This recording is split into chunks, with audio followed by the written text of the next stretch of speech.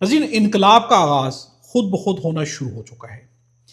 زرین نظامانی کے اوپر آپ گفتگو سن چکے ہوں گے۔ انہوں نے جو کالم لکھا اس کالم کو ڈیلیٹ کر دیا گیا ہے کیونکہ اس کے اندر جو کچھ لکھا گیا ہے وہ بہت تلخ ہے۔ اب ڈیلیٹ کرنے کے بعد اس کو بہت زیادہ پاپولیرٹی ملی ہے۔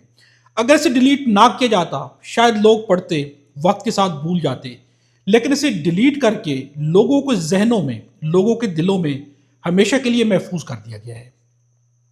اس نظام سے بار بار غلطیاں ہوتی ہیں، بڑی غلطیاں ہوتی ہیں، شدید غلطیاں ہوتی ہیں۔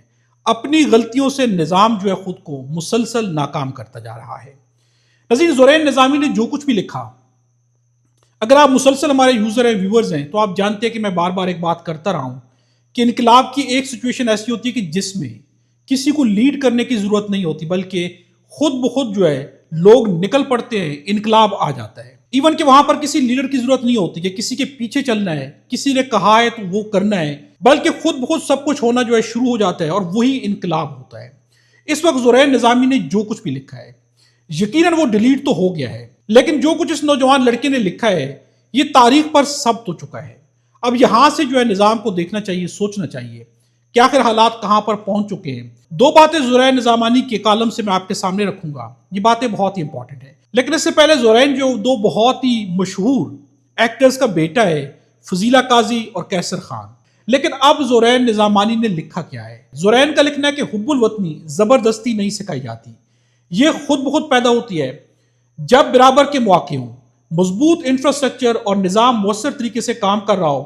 جب آپ لوگوں کو بنیادی سہولتیں دیں گے اور ان کے حقوق یقینی بنائیں گے تو پھر آپ کو طلباء کو یہ بتانے کی ضرورت نہیں پڑے گی کہ انہیں اپنے ملک سے محبت کرنی ہے، وہ ویسے ہی کریں گے۔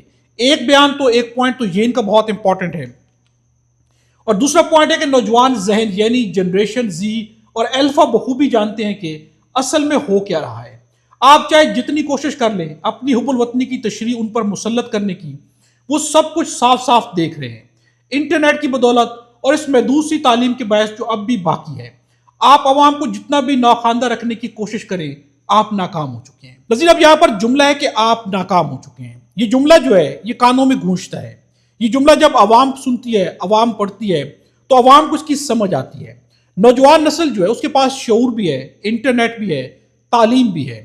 نوجوان دیکھ رہے ہیں، سمجھ رہے ہیں، جو دکھتا ہے وہی حقیقت ہوتی ہے۔ اس کے اوپر جتنی دلیلیں پیش کر دی جائیں، اس کو جو ہے جسٹیفائی کرنے کی جتنی کوشش کر دی جائے، لیکن حقیقت جو ہے وہ سب کے سامنے ہوتی ہے، اور حقیقت جو ہے اس سے کبھی بھی انکار ممکن نہیں ہوتا۔ زرین نظامانی کے کالم کو ڈیلیٹ کیا جائے، کچھ بھی کیا جائے، کیا ایک زرین نظامانی ہے جس کا کالم ڈیلیٹ کیا جا سکتا ہے؟ یہاں تو جگہ جگہ پر ایسے نوجوان ہیں جن کی سوچ کے اندر یہ بنیادی چیزیں ہیں۔